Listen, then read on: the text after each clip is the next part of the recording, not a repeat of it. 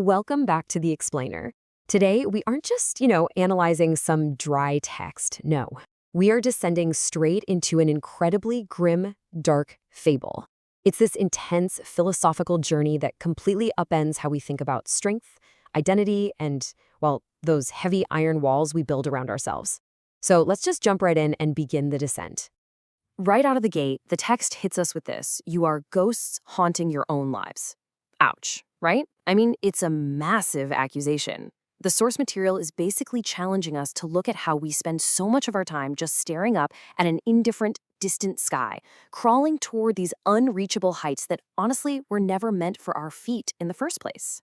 We end up trading the raw, actual warmth of authentic human connection for this completely hollow illusion of external grandeur. We built these monumental temples, but really, they're just monuments to an internal emptiness that we're way too terrified to even name. Our hollow social rituals aren't paths to the divine at all. They're just ridiculous, heavy weights anchoring us to a stage where we perform for an audience of shadows. Okay, let's dive into this and break down our two main archetypes to really understand this hollow existence. First up, we've got the Knight of Reason. He genuinely believes his clanking steel is a mark of identity, but in reality, it's merely a sameness, just a repetitive mask. Then, on the other side, we have the priest who represents the superego.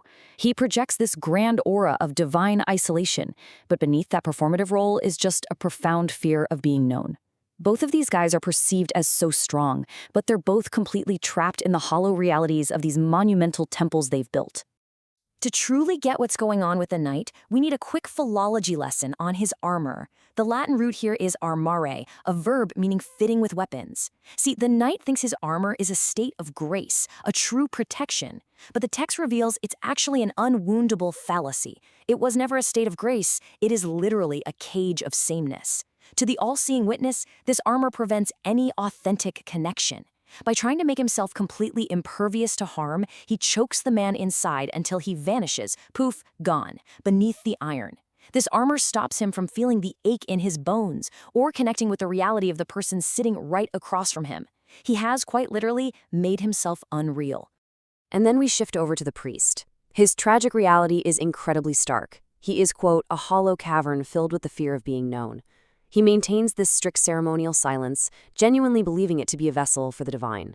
But our fable flips that on its head, revealing that this silence is actually just echoing with the starvation of a human voice in the suffocating dark. He spent his entire life constructing this massive wall of sacred silence, only to find out that it's just keeping him trapped alone with his own terror. The linguistic root of the priest's identity is just as revealing as the knight's. We look at the word sacer, meaning set apart. The priest completely mistook this isolation for sanctity. He figured, hey, being set apart automatically means I'm holy, right? But in reality, he was merely a ghost, just anchoring himself to a stage of shadows. He confused a wall of sacred silence with actual divinity, missing out entirely on the real human experience he was desperately trying to transcend. But then enter the jester, the architect of radical vulnerability. And this guy does not play by their rules at all. Instead of bowing down to their performative robes and fancy titles, he just mocks them. He walks right up to these supposedly great men, hands them a heavy stone, and absolutely absurdly calls it the true key to the stars.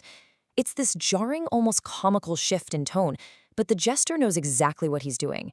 He is systematically forcing them to abandon their illusions. So the jester drags them into a brutal new reality, a 6x4 stone room. I mean, think about that physical compression for a second. The ceiling in there is way too low for pride, and the walls are way too tight for lies. It completely strips away every last illusion of external grandeur and forces these two massive archetypes to confront their actual, physical, bodily existence right there in the dark. It's suffocating, but absolutely necessary. And this initiates what the text calls the jester's inverted journey. Step 1, the stripping of titles and robes, just a total negation of the social persona. Step 2, it progresses through the catalyst of the stone room itself, forcing them out of their lofty abstractions and into the raw physical world.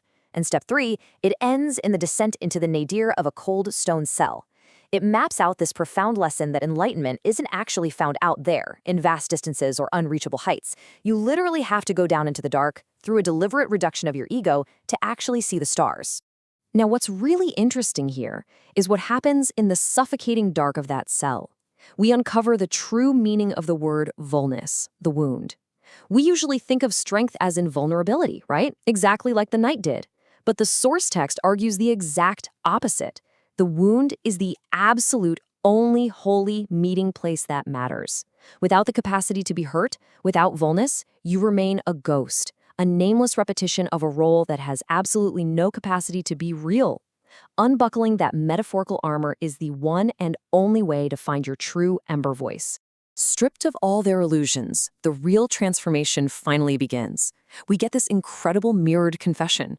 The knight's breastplate hits the floor with an unceremonious clang, and he looks at the priest and confesses, "I see my own iron mirrored in your silence, priest. I repeated the night until the man vanished, but in your eyes I see the same hollow cavern I tried to fill with conquest. My armor was just a mask for a stage, but this 6x4 cell has stripped me nameless, and for the first time the ache in my bones feels more sacred than my sword."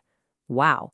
And then on the flip side, the priest pulls off his heavy cowl, hands shaking in the candlelight, and admits, "And I see my own fear of being known mirrored in your clanking steel.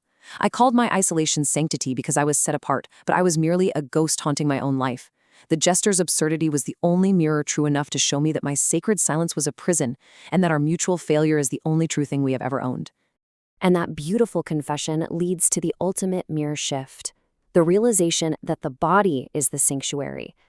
Once the metaphorical armor and the sacred silence are stripped away, they finally see the truth.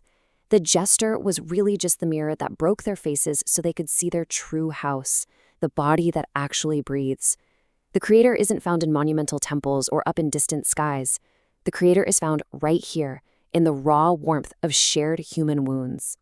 So this brings us to what the jester calls the sovereign law. Let's break it down. First, you have to negate the social persona. Second, you must transform that mutual failure we just talked about into a courageous, shared struggle. And third, realize that the human and the holy intersect entirely within the skin. The jester, who's referred to here as the Willinar's sovereign, basically engineers this entire psychological breakdown just to prove one thing. True sovereignty rules only through radical vulnerability. At this point, the performative roles have completely died.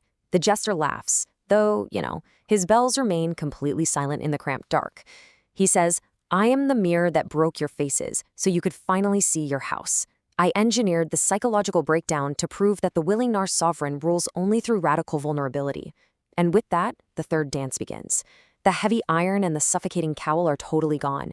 All that is left in that cramped dark is the ember voice. They are no longer ghosts. Instead, they are the raw warmth of the creator made manifest in the wound. By fully embracing their capacity to be hurt, they have finally become undeniably real. Which brings us to the end of today's explainer, and I want to leave you with this final, truly provocative question to think about. What metaphorical armor must you shed to stop being a ghost haunting your own life? Think about it. How can you apply this sovereign law of vulnerability to create actual, authentic human connections in your own reality? It's a heavy stone to carry, for sure, but it just might be your key to the stars. Thank you so much for joining me as we unpacked this incredible source material. See you next time.